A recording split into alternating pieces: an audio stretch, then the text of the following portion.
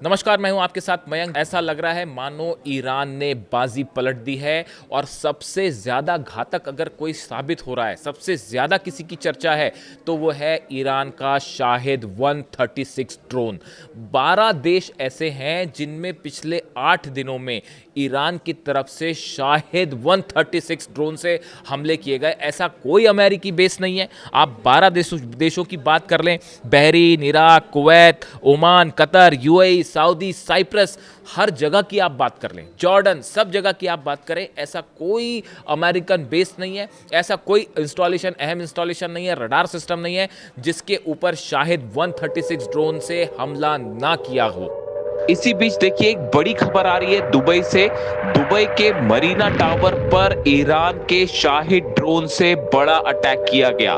जो तस्वीरें सामने आई हैं और जो तेहरान टाइम्स में दावे हो रहे हैं कि दुबई के मरीना इलाके में मरीना 23, इस टावर का नाम है मरीना 23। ये 90 मंजिला टावर है। इसकी ऊपरी मंजिल में से एक मंजिल पर बताया जाता है कि शाहिद ड्रोन सीधा जाकर टकराया है। अब जो खबरें आ रही हैं वो बेहद अहम है। सूत्रों के मुताबिक जिस मंजिल से ये ड्रोन टकराया उसमें इजराइल के एजेंट्स रुके हुए थे। जी हां, देखिए ये बेहद गौर करने वाली बात है। बताया ये जा रहा है कि यहां पर इजराइल के एजेंट्स ने, मोसाद ने अपना कमांड रूम बना रखा था और यहां कई इजरायली एजेंट्स मौजूद थे और उस पर बिल्कुल सटीक टारगेट करते हुए ईरान के शाहिद ड्रोन से अटैक किया गया, जिसमें कई इजरायली एजेंट्स के मारे जाने की भी खबर है। घायल तो हुआ ही है, लेकिन अब यह भी बताया जा रहा है कि कई इजरायली एजेंट्स मारे भी गए हैं, जिनकी मौत का सच जो है वो छुपाने की कोशिश हो रही है। देखिए, आईआरजीसी की तरफ से साफ कर दिया गया है, ईरान की सेना की तरफ से साफ कर दिया गया है कि अब ये जंग बिल्कुल नहीं रुकेगी और किसी कीमत पर हमले नहीं रुकेंगे। खास तौर पर अमेरिका के बेसेस और दूसरे जो एक अहम निशाने होंगे हर जगह, वो है इजराइल से जुड़े हुए एजेंट्स और इजराइल की जितनी एम्बेसीज है या इजराइल के जो आउटलेट्स हैं, और उसी के तहत ये बड़ा हमला किया गया है दुबई में। और दुबई के जो राष्ट्रपति हैं उन्होंने जाके घायलों से मुलाकात भी की है और एक बार उनकी तरफ से अब ये बयान आया है कि यूएई अब जंग को तैयार है। यानी कि देखिए, एक बार फिर दुबई में घुसकर ईरान ने बड़ा स्ट्राइक किया है। अब तो अमेरिका की तरफ से कमेंट्स आने शुरू हो गए हैं कि आखिर इस ड्रोन को रोका कैसे जाए। और जो अंदर की खबरें हैं कि जेलेंस्की से जो है वो मदद मांगी है और ट्रंप ने, अमेरिका ने, कि भाई हमें जो आप ड्रोन्स प्रोवाइड करिए या फिर ये बताइए कि ये इनको रोका कैसे जाए। अब आप अटैक भी देखिए, शाहिद 136 ड्रोन इतना खतरनाक क्यों साबित हो रहा है और कैसे हमले कर पा रहा है। अगर आप मोटे मोटे हमले की बात करें, आप नेचर ऑफ अटैक लोकेशन से तय होता है कि हथियार जो है वो कितना घातक है और कितने एक्यूरेसी के साथ हमला हो रहा है।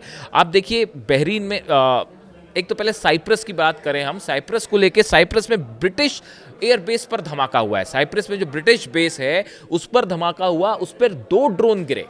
आप देखिए कितनी सटीक लोकेशन पर जाके जो है वो हमला होता है। अगर आप बहरीन की बात करें, बहरीन तो धुआं धुआं हो रखा है। आप बहरीन की बात करें, आपने एक बिल्डिंग देखी होगी जलती हुई बहरीन की। उस बिल्डिंग में अमेरिकन सोल्जर्स रुके हुए थे। बताया जा रहा है कि अमेरिकन सोल्जर्स थे वहाँ पे, उनकी फैमिली थी।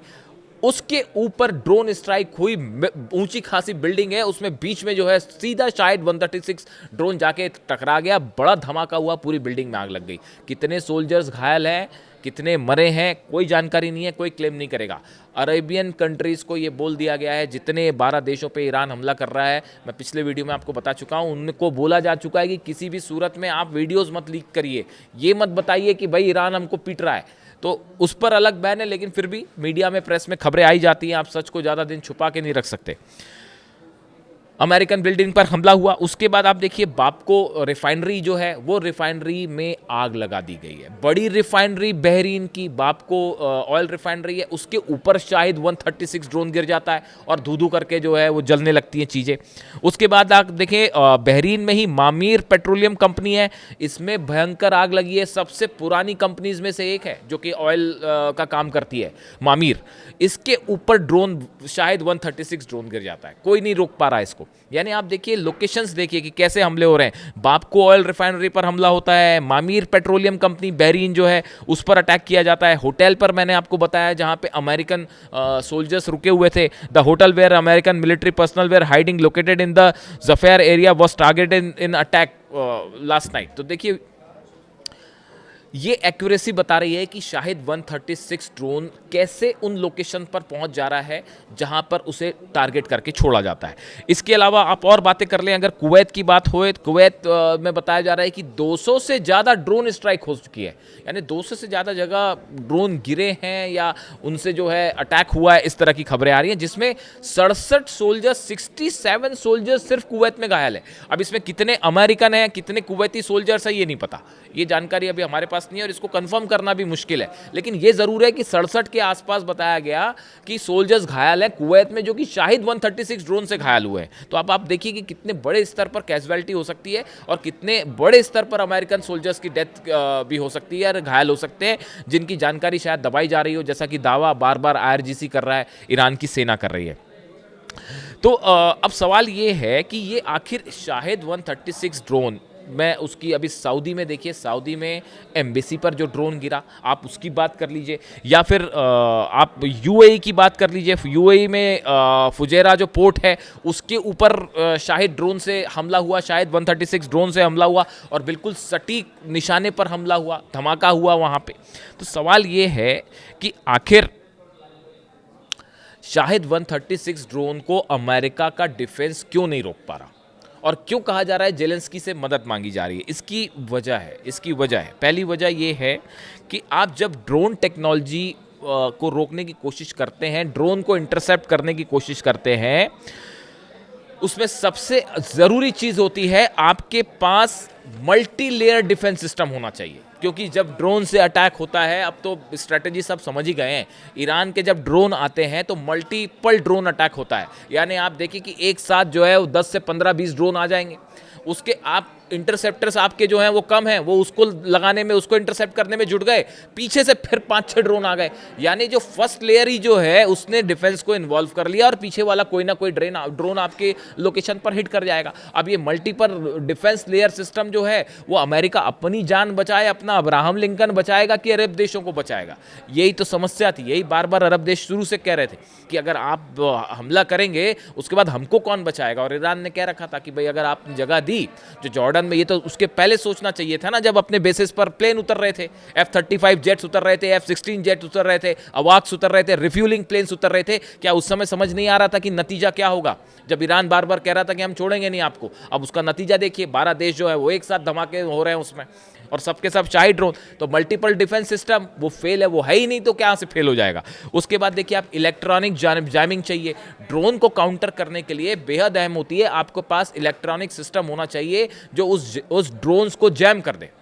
लेकिन ये हो नहीं पा रहा है क्योंकि वो सिस्टम कम पड़ जा रहे हैं, ड्रोन जो है वो हज़ारों की संख्या में है और ईरान के पास कितने ड्रोन है इसका हिसाब तो अब किसी के पास नहीं है। तो आप अंदाजी लगाते रहिए कि भाई जब रुकेगा तब बोलेंगे कि कम हो गए। उसके अलावा देखिए आप इंटरसेप्टर ड्रोन्स नहीं है, इंटरसेप्टर ड्रोन्स अमेरिका के जो ड्रोन हैं अरबों डॉलर के ड्रोन्स जो कि लगे हुए हैं, UAVs जो लगे हुए हैं उनकी संख्या बेहद कम है, जबकि यहाँ तो जो है बड़े सस्ते वाले ड्रोन हैं, शायद सिंपल टेक्नोलॉजी है और उसको रोकने के लिए जो काउंटर करने के लिए जो इंटरसेप्टर ड्रोन है उसकी कमी हो जा रही है, तीसरी बड़ी वजह। चौथी बड़ी वजह, रडार सिस्टम बुरी तरह से हिल चुका है। चाहे आप जॉर्डन की बात कर लें, चाहे कतर में देखिए अल उदैद बेस पर जो सबसे बड़ा रडार डोम था, ठीक उसके ऊपर जो है अटैक हुआ और अमेरिका उसको नहीं रोक पाया। वो मिसाइल अटैक था, ड्रोन अटैक था, जो भी था, लेकिन ठीक उसकी सैटेलाइट इमेज भी आ गई।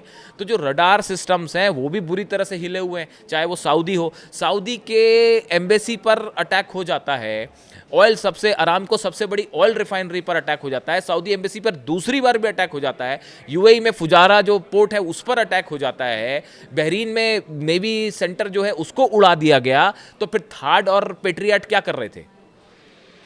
वो क्या कर रहे थे? वो पूरी तरह से फेल हुए। वो ईरान की स्ट्रेटजी की वजह से फेल हुए कि पहले आप डिफेंस जो है वो मिसाइल्स को कम कर दीजिए। शुरुआती 4 दिन यही होता रहा। अमेरिका और इजराइल की तरफ से बयान आते रहे, प्रेस कॉन्फ्रेंस होती रही, वो शायद अब भी हो रही है कि हमने तेहरान में ऐसा कर दिया, वैसा कर दिया, ये कर दिया। ईरान की पॉलिसी है attack is the best defence. उन्होंने अपने लोगों का तो जो बचाव का इंतज़ाम किया वो कोशिश कर ही रहे हैं, लेकिन उन्होंने इतने सटीक अटैक किए हैं और इतने एग्रेसिवली अटैक किए हैं कि संदेश पूरी दुनिया में क्या है और क्या तस्वीरें आ रही हैं वो आप देख लीजिए। तो ये देखिए, ये 5-6 बड़ी वजह हैं जिसकी वजह से शाहिद 136 को रोकना मिशन इम्पॉसिबल हो गया है। और शाहिद 136 ने वो नुकसान पहुंचाया है कि अमेरिका के जो बड़े बड़े एक्सपर्ट्स हैं वो अब ये समझने में लगे हैं कि भाई इससे निपटा कैसे जाए। और कितने ड्रोन होंगे आपको नहीं पता, ईरान में कितने ड्रोन्स हैं इसकी किसी को कोई जानकारी नहीं है। हज़ारों ड्रोन्स हर महीने बन रहे थे, हज़ारों ड्रोन्स हर महीने बनाए जा रहे थे पिछले कई महीनों से।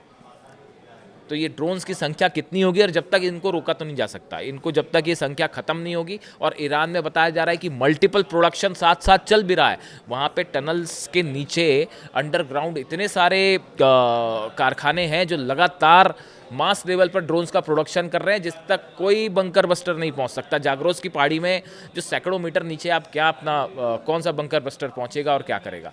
यानी शाहिद 136 वो ड्रोन है जिसने 12 देशों में हाहाकार मचा चुका है, मचा रहा है, और इसका कोई तोड़ ना अमेरिका को समझ में आ रहा है ना इसराइल को समझ में आ रहा है। इसराइल की सेना में अब बगावत शुरू हो गई है। सोशल मीडिया में कई ऐसे वीडियो वायरल हो रहे हैं जिसमें यह दिखाया जा रहा है कि इसराइल में कई सैनिकों की लाशों के ढेर देखने के बाद वहां के सैनिक खुद नेतन्याहू के खिलाफ खड़े हो गए हैं। और इजराइल के सैनिक ये कह रहे हैं, एक सैनिक उसमें चिल्लाता हुआ दिखाई दे रहा है कि ये नेतन्याहू ने हम सबको मरवा दिया। और ये वीडियो सोशल मीडिया पे तेजी से वायरल है। देखिए, जो खबरें आ रही हैं उसके मुताबिक इजराइल में भयंकर तबाही हुई है।